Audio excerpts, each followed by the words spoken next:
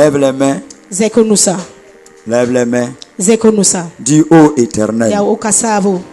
je viens à toi. Bambwata fonenge. Je voudrais te bénir. Na datam barkafu. Je voudrais t'exalter. Datam zekafu. Je voudrais te magnifier. Datam balmafu. À toi toute la gloire. Sira fanjilia foso. À toi toute l'honneur. Wora fanjilia À foso. toi toute la puissance. Panga fanjilia Sois foso. béni à jamais. Ambarko wakatfa. Sois béni à jamais. Ambarko wakatfa. Sois béni à jamais. Ambarko wakatfa. Ah, élève ta voix, bénis le Seigneur, le roi des Zeko rois, pera encore la ce barque matin. soba rimda mrima. Parce qu'il est fidèle. Balaya kisil Il est soba. merveilleux. Aya sombo. Il n'a pas de semblable Apatara toye. dans les cieux Saya saso. et sur la Saya terre. tenga su. À lui la gloire, Sira nyensu. à lui l'honneur. Yagara nyensu. Merci Seigneur. Barka zu soba. Acclame le Seigneur ton Onu Dieu ce paso ko zu matin. soba po wena marina yubero. Acclame le roi de gloire. We rimda mrima.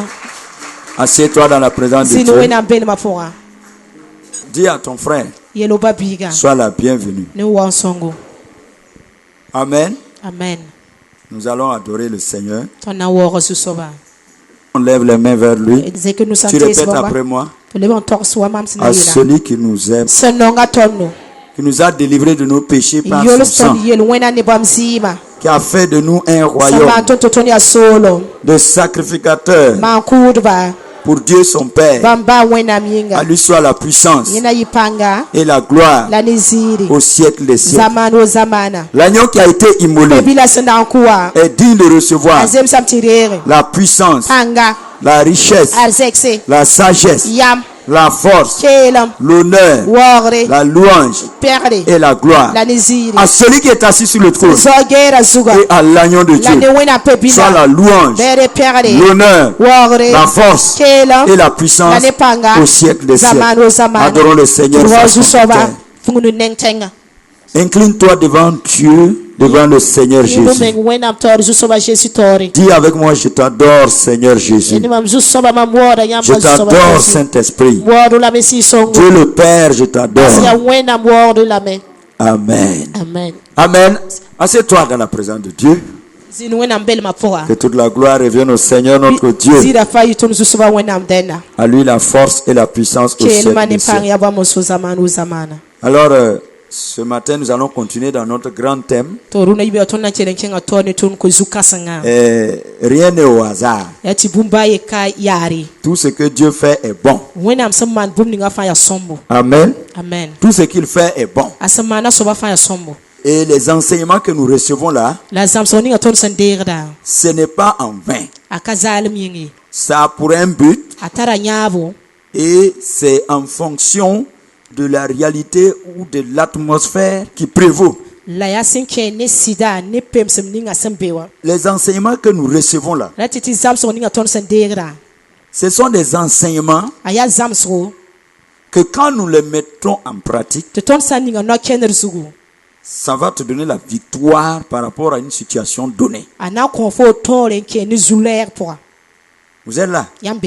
Donc il y a des choses qui se passent présentement dans le monde. Il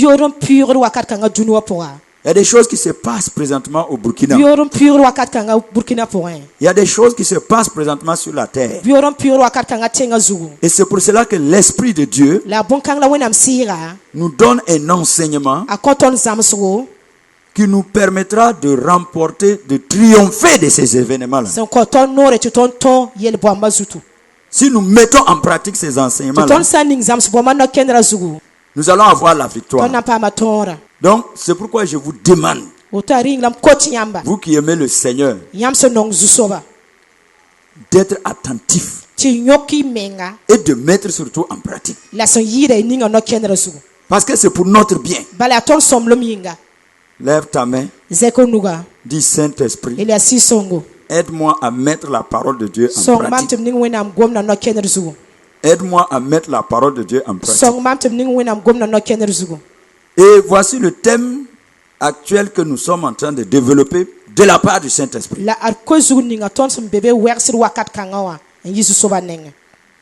La miséricorde. Vous voyez? On a vu ici le méchant. Et Dieu nous a dit de ne pas faire partie de la famille des méchants.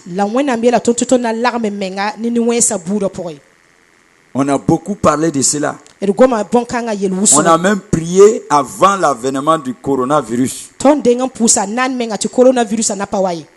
nous avons demandé à Dieu que nos vies lui soient précieuses.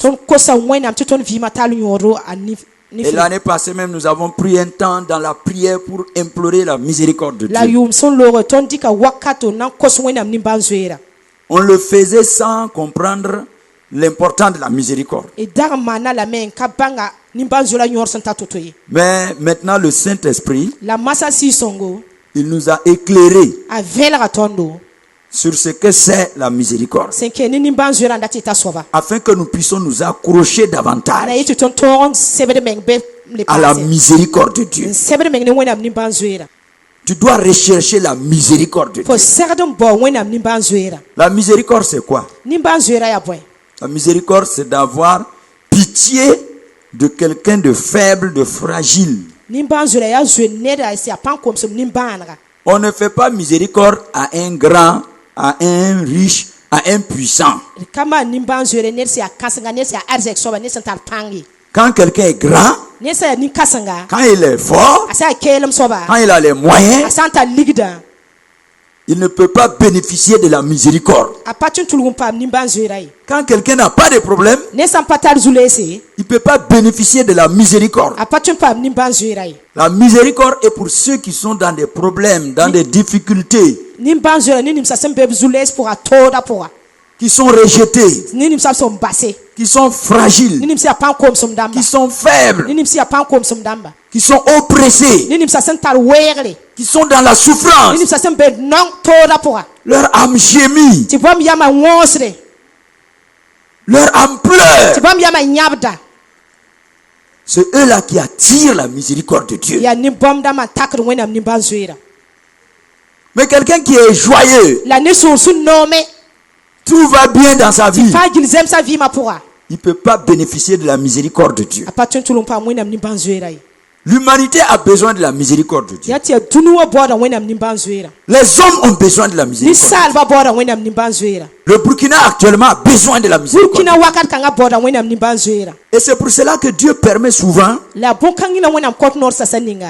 certaines humiliations dans notre vie, certaines souffrances, certains brisements, certains rejets. C'est pour nous faire miséricorde. Si on ne vit pas ça, on n'aura pas la miséricorde de Dieu. Si tu ne traverses pas l'humiliation, si tu n'es pas dans l'humiliation, dans le brisement, dans la souffrance, dans les pleurs, tu ne peux pas bénéficier de la miséricorde de Dieu. Et la miséricorde, c'est ce sentiment que Dieu a. Cette pitié qu'il a envers quelqu'un qui souffre.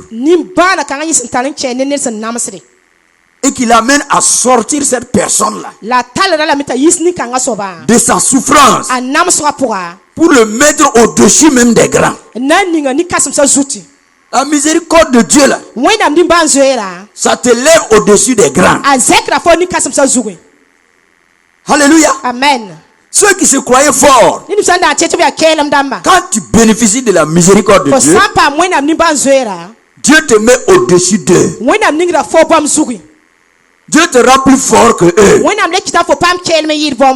Voilà pourquoi nous devons rechercher sa miséricorde. Vous êtes là? Lève ta main droite, dis Seigneur Dieu Tout-Puissant, j'ai besoin de ta miséricorde. Il y a un frère qui m'a dit qu'il y a une sœur ici qui a son mari en prison.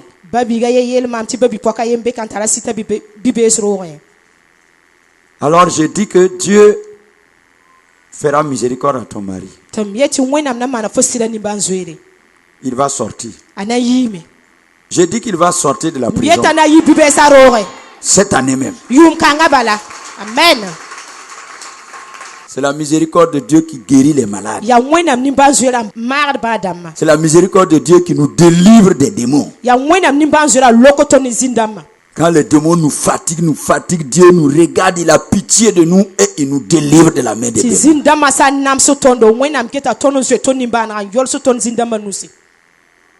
Il y a des gens qui sont des prisonniers des démons. Et les démons les fatiguent. Ils ont besoin de la miséricorde. Lève tes deux mains et dis, oh Éternel, je souffre, Seigneur. J'ai besoin de ta miséricorde. Oh Éternel, je suis oppressé. J'ai besoin de ta miséricorde. Fais-moi miséricorde. Dieu de mon salut, fais-moi miséricorde. Fais-moi miséricorde. Nous allons lire rapidement quelques passages dans le livre du prophète Osée. Dieu a enseigné la miséricorde à Osée. Il a enseigné l'amour. Pas seulement par des enseignements comme ça, mais il l'a fait d'une manière pratique. Il lui a dit, pendant qu'il était jeune célibataire, Dieu dit, je fais de toi mon prophète. Pourtant c'était un éleveur. Il dit, tu vas aller marier une prostituée. Celle que toute la ville la connaît, sait que c'est une prostituée, là, va la prendre comme femme. Il a obéi à Dieu. Il a fait la cour à la prostituée. Et la prostituée a accepté parce que ça venait de Dieu.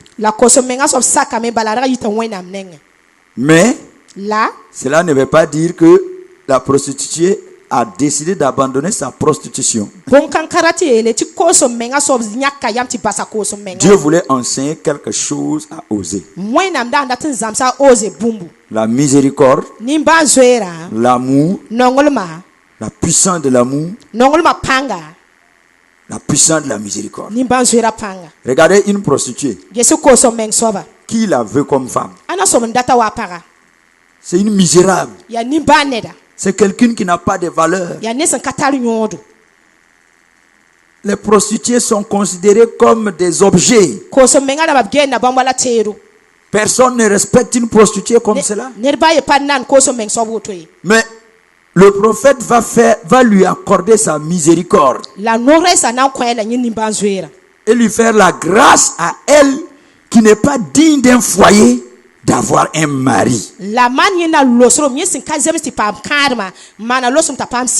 Et puis quel genre de mari? Un homme de Dieu. Quelqu'un que Dieu parle. Quelqu'un qui a une grande place dans le monde spirituel. Regardez la grâce que cette prostituée a eue.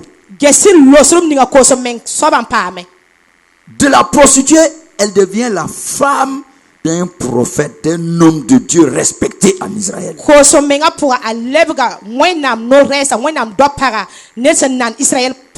Vous êtes là? Est-ce que vous êtes là? Mais malgré toutes ces grâces-là, elle n'a pas abandonné sa prostitution. Et ça faisait mal à Osée. Et Dieu dit à Osée, il faut supporter. Parce que c'est comme ça que Israël aussi me fait. Israël aussi n'avait aucune valeur. J'ai eu pitié d'Israël. Je lui ai fait miséricorde. J'ai eu compassion d'elle. Je l'ai fait grâce. Je l'ai sorti de sa misère. J'ai fait d'Israël un peuple. Je lui ai donné la gloire. Mais malgré tout cela, Israël n'a pas abandonné ses idoles. Il a continué à suivre les idoles. Se prostituer avec les démons. Ça me fait mal. Mais mon amour fait que je ne peux pas abandonner Israël. Alléluia. Amen. Donc toi aussi, Osée, tu vas aimer la prostituée là comme moi j'aime Israël. Pas de l'amour éros, hein? Pas de l'amour philao, hein? Mais tu vas l'aimer de l'amour agapao. L'amour qui ne périt pas. Est-ce que vous êtes là ce matin? C'était difficile pour le prophète. C'était sa croix. C'était une mission difficile. Comment aimer une telle femme? Mais celui qui a l'amour agapao, cela est possible. Cela est possible. Est-ce que vous êtes là? Recevez l'amour agapao au nom de Jésus. Tu n'entends pas dire amen. Faut dire fort amen. Reçois l'amour agapao au nom de Jésus. C'était pas facile. Et le prophète, en vivant toutes les infidélités de sa femme, comprenait la souffrance de Dieu maintenant. Comprenez comment Dieu souffre avec Israël. L'amour fait souffrir, mes amis. Osez souffrir de l'infidélité de sa femme. Dieu aussi souffre de l'infidélité d'Israël. Mais Dieu n'arrive pas à abandonner Israël. Les anges, peut-être que les anges même lui ont dit, hey papa, tu ne vas pas laisser ces gens-là comme ça là. Dieu, à un moment, il s'énerve, il part, il s'assoit, il dit qu'il a oublié Israël. Non, j'ai oublié. À notre grand étonnement encore, non seulement il revient encore, mais il a pris forme même.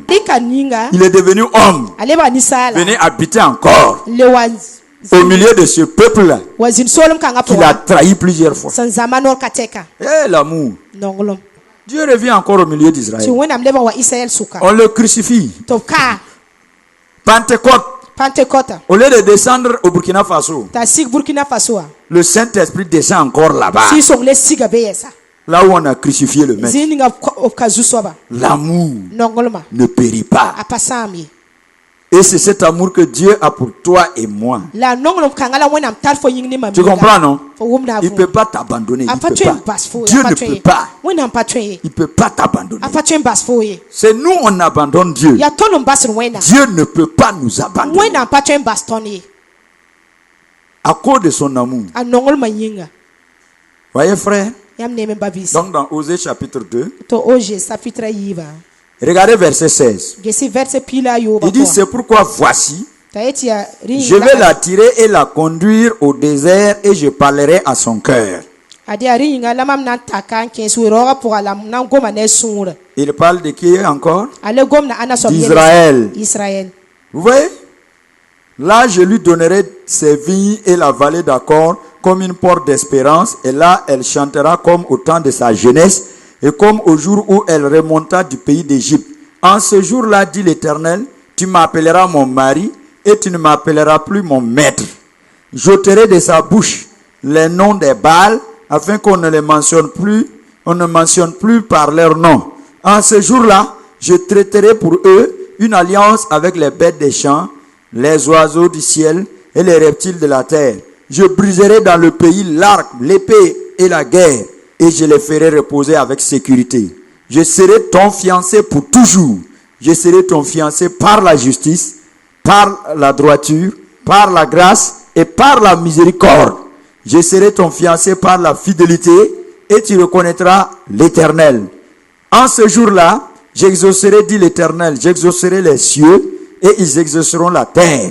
La terre exaucera le blé, le mou et l'huile, et ils exauceront Gisraël. Je planterai pour moi l'Ori-Shama dans le pays, et je lui ferai miséricorde.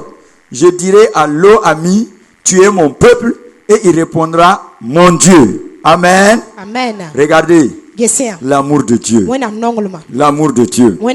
L'amour de Dieu. Et dit dans son amour, malgré tout ce que Israël a fait, lui il va l'attirer et le conduire dans le désert. Est-ce que vous êtes là? Il va attirer Israël. Il va attirer Israël et le conduire dans le désert. Et là-bas il va parler à son cœur. Vous êtes là? Pourquoi l'attirer au désert? Le désert ici veut dire simplement il va l'amener dans la souffrance, dans les brisements, dans les humiliations, dans les problèmes. Jusqu'à Israël sera totalement brisé pour déclencher sa miséricorde. Pour déclencher sa miséricorde. Alléluia. Amen. Il va le faire parce qu'il est capable. Vous voyez l'amour de Dieu. Quand Dieu vous aime, vous ne pouvez pas l'échapper. Écoutez mes amis, il y a des gens qui ont rétrogradé. Vous croyez que Dieu va les laisser, non? L'amour de Dieu va les poursuivre. L'amour de Dieu va les pourchasser. Et l'amour de Dieu va aller les trouver dans le monde là-bas. Les mettre dans des problèmes, dans des souffrances et dans leur détresse. Ils vont chercher l'Éternel encore. Alléluia. Amen. Que l'amour de Dieu se répande au Burkina Faso au nom de Jésus. Que l'amour de Dieu se répande au Burkina Faso au nom de Jésus. L'amour de Dieu. Vous voyez frère, ça fait souffrir aussi. Ah oui, Dieu. Son amour peut faire qu'il va te tuer, te détruire, te réduire en poussière. Et puis encore te ressusciter. Parce qu'il peut le faire. Vous êtes là? Et regardez combien de fois il a tué Israël. Il tue Israël, il livre Israël dans les mains des ennemis. Les ennemis font ce qu'ils veulent. Après encore, il relève Israël. Soyez remplis de l'amour de Dieu. Alors Dieu dit ici, quand il sera dans le désert, là il va parler à son cœur. Vous voyez frère, le désert. Le désert. Quel est le rôle du désert? Le rôle du désert, c'est pour faire de toi la personne qui est digne, qui mérite la miséricorde de Dieu. Le désert est un instrument dans la main de Dieu pour te faire bénéficier de la miséricorde de Dieu. Et tous ceux que Dieu veut faire miséricorde, il va les baptiser du baptême du désert. Si tu es chrétien, tu n'as pas été baptisé du baptême du désert. Prépare-toi alors. Faut te préparer. Ce baptême-là vient. Ce baptême-là arrive. Et puis, c'est pas comme baptême d'eau où on te met rapidement et puis on te sort vite parce que bon, on a peur que tu te noies là-bas. Le désert là-bas, tu peux faire 5 ans, 10 ans, 20 ans. Israël a fait 40 ans même. Ça dépend de toi. Tant que tu n'es pas brisé là. Comme quand nous on était petits, nous empêchaient de devenir protestants. Nos parents nous disaient que quand tu pars là-bas, qu'ils ont un grand tonneau comme ça où ils mettent de l'eau dedans. Et quand ils te mettent dedans là, ils te demandent si tu as vu Jésus. Si tu ne vois pas Jésus là, qu'il ne t'enlève pas. Et il dit qu'il y a un comme ça qui est parti, qu'on l'a mis dedans. On lui a demandé, tu as vu Jésus? Il dit qu'il n'a pas vu. On l'a maintenu dedans. Il a failli mourir. Que pour sauver sa vie, il a dit qu'il a vu Jésus. À cause de ça, être protestant là, c'était bizarre. Je ne connaissais pas les protestants, mais des gens qui te mettent dans l'eau, tant que tu n'as pas vu Jésus, on ne te sort pas. C'est plus tard, après mon baptême, que je me suis dit, c'est ça qu'on appelait voir Jésus là. Vous êtes là? Vous êtes là? Dans le désert là. Tant que tu n'as pas vu Jésus là, tu ne vas pas sortir du désert. Quand Dieu te met dans le désert, tant que tu n'as pas vu Jésus, tu ne sors pas. Même si tu vas mourir physiquement. Il y a des gens qui meurent dans le désert physiquement. Et les enfants d'Israël, le plan de Dieu était quoi? Je vous délivre de l'Égypte. Je vous baptise dans le désert. Ça veut dire que vous faites quelque temps seulement dans le désert. Après vous terminez dans votre Canaan. Alléluia. Amen. Nous tous on veut Canaan. Là où il y a la prospérité. Là où on est élevé. Là où on est vainqueur. Là où on marche sur nos ennemis. C'est dans Canaan, là-bas tu marches sur tes ennemis. Là-bas c'est la gloire. Mais entre l'Égypte et Canaan, il y a le désert au milieu. Et beaucoup abandonnent la foi à cause du désert. Ils ne veulent pas traverser le désert. Parce que dans le désert, c'est l'humiliation. C'est la honte. Tes ennemis marchent sur ta tête. On crache sur toi. On t'humilie. Tu n'as que juste ce qui est nécessaire pour survenir à tes besoins. On veille à ce que tu ne meurs pas de faim seulement dans le désert. Si tu as besoin de payer tes factures, tu as l'argent pour payer les factures. Beaucoup de chrétiens sont dans le désert et puis ils sont fiers d'être dedans. Avec le désert, on ne peut pas convertir quelqu'un parce que personne ne peut venir dans le désert là où tu es là. Quand je prends l'église du Burkina en général, je peux dire que l'église du Burkina est dans le désert. Mais quand vous prenez les églises des pays anglophones, non, là-bas les églises ont quitté leur désert depuis. Et ils sont dans leur Canaan. La preuve est que chez nous au Burkina ici, les chrétiens ne sont pas la tête financièrement. Ils dominent pas. Ils sont pour la plupart des employés. Vous êtes là? D'autres même sont toujours en Égypte encore. Oui, frère. On est dans le désert au Burkina. Là-bas, personne ne veut te suivre même. C'est pas normal. Pourtant, quand on lit la Bible, il est dit que nous serons la tête et non la queue. Que nous sommes devant et non derrière. C'est ma prière pour que nous sortons enfin de ce désert-là au Burkina Faso, au nom puissant de Jésus. Pour que le monde voit la puissance de notre Dieu. Sinon, il nous regarde. Tu es là, alléluia, alléluia, là, il regarde. Alléluia, alléluia. Comme tu es dans le désert. Mais vous voyez, le désert, tant que tu n'as pas vu Jésus, tu ne vas pas sortir. Mais moi, apôtre Yoli, je commence à voir Jésus en tout cas. Je commence à voir. Moi, je vais sortir. Je vais sortir bientôt. Alléluia.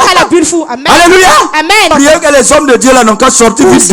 Au Burkina Faso là, les hommes de Dieu n'ont qu'à sortir vite du désert. On est tous dans le désert. Désert de l'onction. Désert des miracles. Désert financier. Désert partout.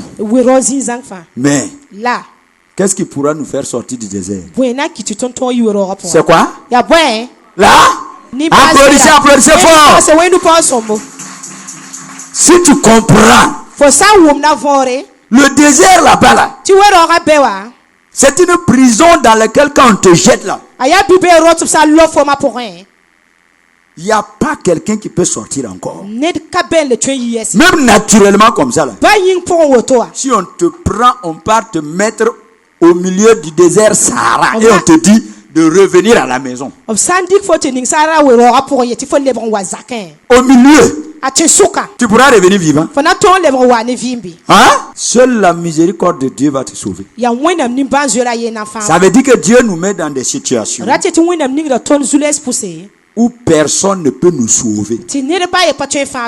Où nous-mêmes, nos propres forces ne peuvent pas nous sauver. Ça devient entre toi et Dieu. Si tu vas mourir, tu vas mourir. Si tu vas vivre, tu vas vivre. Seule la miséricorde de Dieu pourra te sauver du désert. Ce n'est pas ta sainteté. Ce n'est pas tes forces. Ce n'est pas tes jeûnes et prières. Tu n'as qu'à être un homme de prière. Tu vas te fatiguer même à prier. Tu vas prier jusqu'à les poumons là vont devenir comme ça. Tu vas dire non, c'est le jeûne. Tu vas jeûner jusqu'à devenir un squelette vivant. Les gens vont dire, mais qu'est-ce qui se passe? Pourquoi tes dents ont poussé comme ça? Pourquoi tes os sont sortis? Tu vas dire, c'est du sport.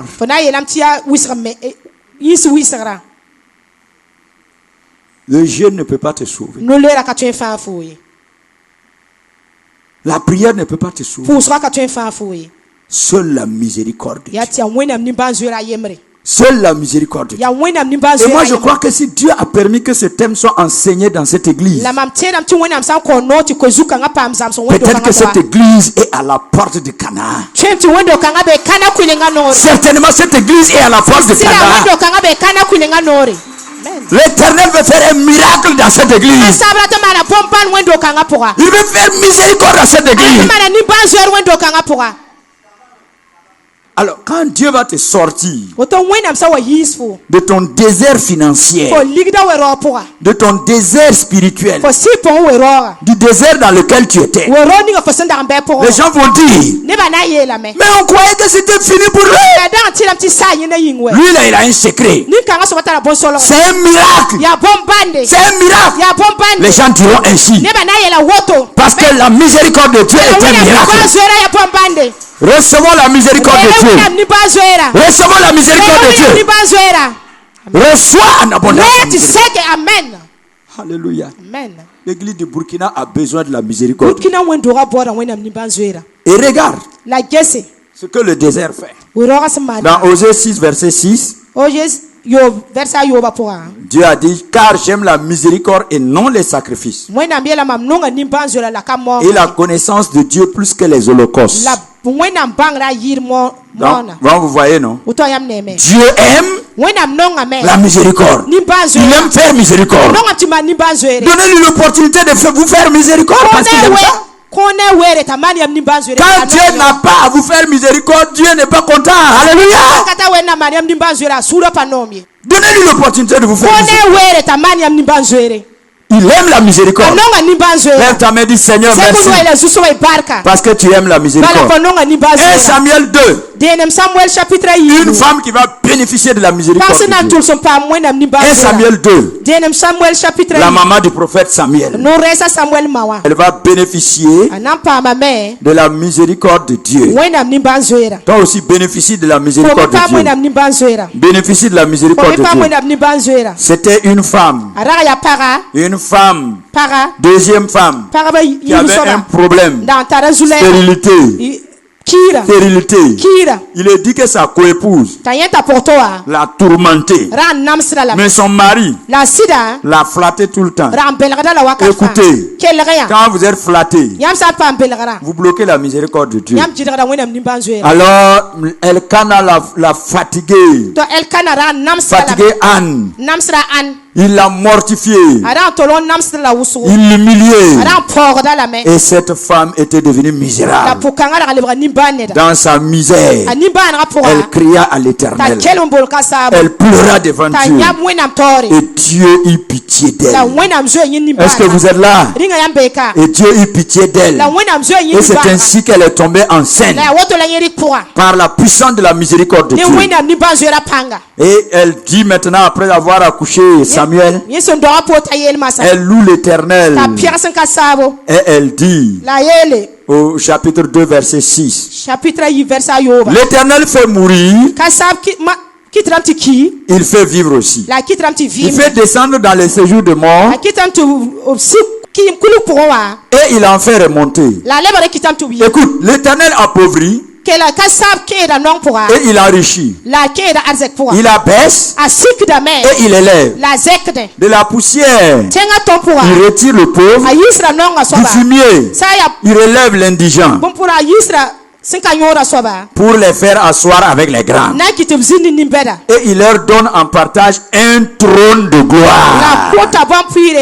Je prophétise que tu auras ton trône de gloire. Tu auras ton trône de gloire. Alléluia. Amen. Il leur donne en partage un trône de gloire. Car à l'Éternel sont les colonnes de la terre. Et c'est sur elle qu'il a posé le monde. Donc vous voyez, frère bien-aimé. Vous voyez, bien-aimé. L'Éternel fait mourir. Qu'est-ce qui en Dieu amène la mort? Sa colère. Quand il se met en colère, quand Dieu est en colère, là, ça véhicule la mort, ça véhicule l'humiliation, ça véhicule la pauvreté, ça véhicule l'abaissement. Mais sa miséricorde redonne la vie.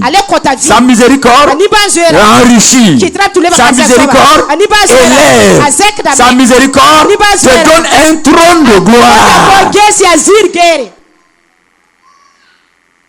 Les gens n'aiment pas qu'on les humilie.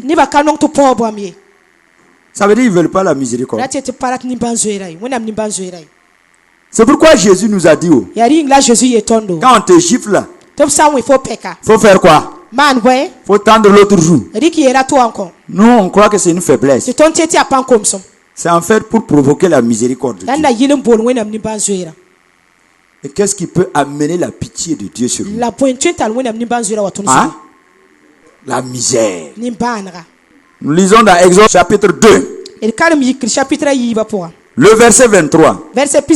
Longtemps après, le roi d'Égypte mourut et les enfants d'Israël gémissaient encore sous la servitude et poussaient des cris. Ces cris que leur arrachait la servitude montèrent jusqu'à Dieu. Dieu entendit leur gémissement et se souvient de son alliance avec Abraham, Isaac et Jacob. Regardez le verset 25. Dieu regardait les enfants d'Israël et il en eut compassion. Ah! Qu'est-ce qui a amené la pitié de Dieu, la compassion de Dieu sur ce peuple-là? C'est par la bénédiction de l'esclavage et de l'oppression. Écoutez, Dieu veut faire grâce à l'Afrique. Voilà pourquoi il faut que les Blancs nous oppressent, nous oppressent, nous oppressent jusqu'à notre dernier jus. Comme quand tu prends un habit que tu as mouillé là, tu le presses jusqu'à tout l'eau là va sortir. Alors Dieu entendra le cri des Noirs. Et Dieu aura pitié des Africains. Dieu fera miséricorde à l'Afrique. Et l'Afrique se relèvera. Et l'Afrique se développera. Parce que Dieu est un Dieu de miséricorde. Applaudissons pour ce Dieu miséricordieux. Vous êtes là? Lève ta main, dit oh miséricorde Seigneur. Lève ta main, dit miséricorde. Regardez l'esclavage, l'oppression des Égyptiens a déclenché la compassion, la puissance de Dieu. Quand Paul aussi souffrait, était malade là. Vous êtes là? Il avait une écharpe qui le fatiguait, une maladie qui le fatiguait. Il a prié pour que Dieu le guérisse. Dieu a dit non. Oh, si je te guéris de cette maladie là, tu n'auras plus ma miséricorde. Je n'aurai plus pitié de toi. Il n'y aura rien en toi qui va attirer ma compassion, qui va attirer ma miséricorde. Est-ce que vous êtes là? Que la miséricorde de Dieu se déclenche pour nous tous. Et quand la miséricorde de Dieu s'est déclenchée pour Israël, le Dieu Tout-Puissant est descendu. Le roi des rois est descendu. Il a donné l'onction à Moïse. Il a donné l'onction à Moïse pour libérer Israël de la main de Pharaon. Regardez. Tellement Israël a souffert que Dieu n'a même pas envoyé un ange. Lui-même il est descendu. Écoute, plus tu souffres, plus tu es brisé, humilié, plus ça va attirer la présence de Dieu.